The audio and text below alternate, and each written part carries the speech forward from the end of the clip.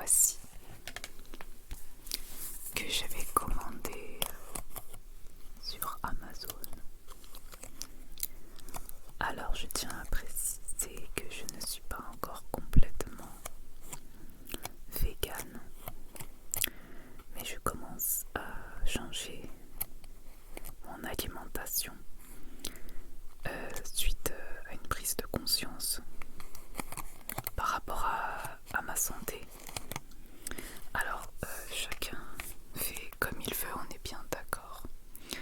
Là le but c'est juste de vous détendre en vous chuchotant des recettes.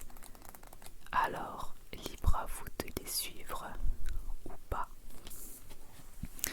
Je vais sélectionner une recette que j'ai choisie. Alors on va commencer déjà par une entrée peut-être. Une entrée, peut-être un apéritif pour démarrer. Alors les apéritifs, il y a le houmous. Le houmous de haricots rouges que je vais vous montrer. Ça a l'air très appétissant et ça a l'air facile à réaliser en plus de ça.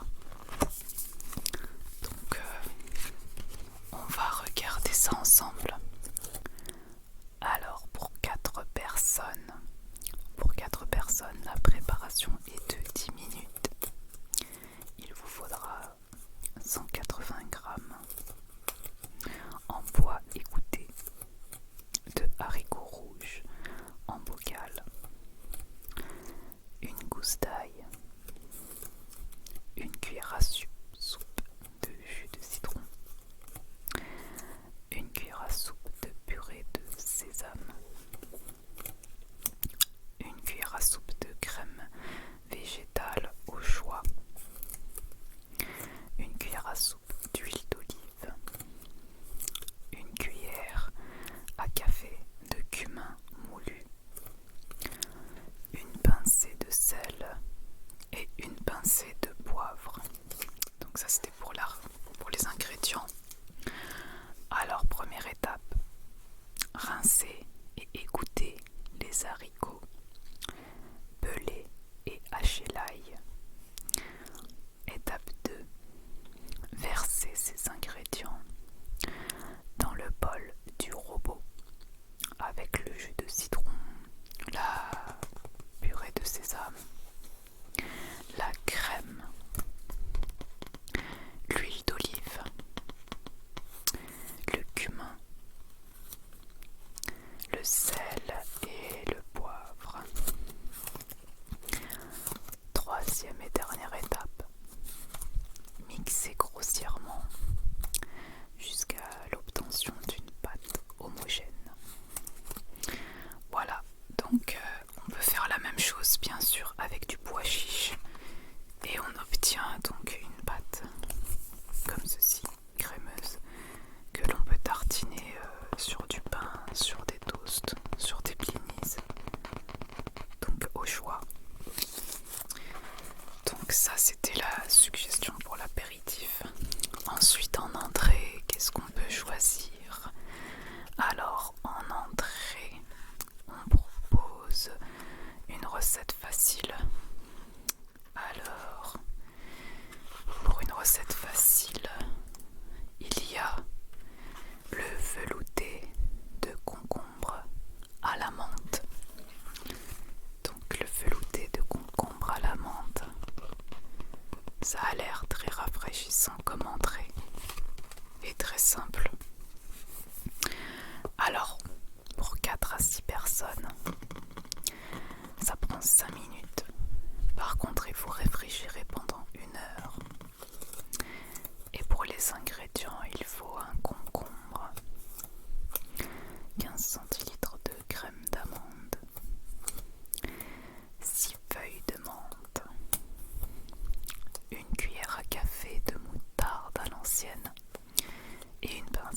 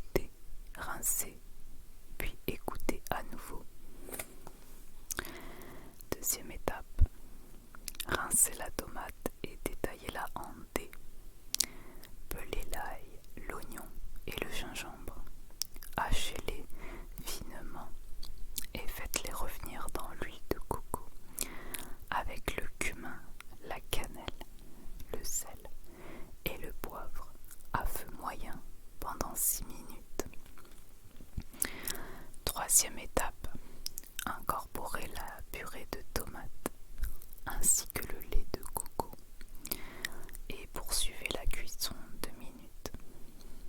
Et enfin, dernière étape, versez les légumineuses dans la sauteuse et faites cuire 20 minutes en remuant régulièrement. Donc les légumineuses, bien sûr, c'est les pois cassés et les lentilles corail. Et ensuite, ils disent d'accompagner ce plat de riz complet, comme sur la photo. Alors moi, je suggère de prendre du riz basmati complet ou semi-complet, car c'est le riz qui est le moins riche en glucides, donc le plus sain. Voilà. Donc ça a l'air très très bon, j'ai hâte de réaliser cette recette. Ensuite, en dessert, il y a un dessert que j'aimerais réaliser, mais pareil, il me manque toujours un truc. Il me manque du gélifiant agar-agar. Il s'agit de la panna cotta végétale. Panna cotta végétale, donc sans lait d'animaux, venant d'animaux. Alors pour réaliser ça, c'est très très simple en fait, au final. Pour 2 personnes, ça prend 5 minutes seulement. Mais il faut mettre au réfrigérateur pendant 2 heures. Alors les ingrédients, c'est 20 centilitres de crème d'amande, donc une crème végétale, 10 centilitres de lait d'amande, un lait végétal également, 20 g de sucre blond et 1 g d'agar-agar, soit une demi-cuillère à café. L'agar-agar, c'est une sorte de gélifiant naturel en fait. Alors première étape. Donc en première étape, il faut verser les ingrédients dans une casserole. Deuxième étape, portez doucement à ébullition en remuant au fouet. Troisième étape, répartissez la préparation dans 2 ramequins. Et enfin, laissez refroidir, puis placez au réfrigérateur 2 heures au moins avant de déguster. Alors en suggestion, ils nous disent de servir la panna cotta avec un peu de sirop d'érable et quelques amandes effilées ou bien des fruits frais. On peut aussi servir avec du coulis de fruits rouges, de framboises, qu'on aura fait soi-même de préférence, car c'est plus sain, avec des fruits bio toujours. Donc voilà ce que ça donne. Ça me paraît très très appétissant et en plus c'est vraiment très peu calorique. Donc voilà. Donc voici pour le menu vegan. En tout cas avec tout ceci, croyez-moi que vous pouvez vous régaler sans manger de viande, sans manger de poisson.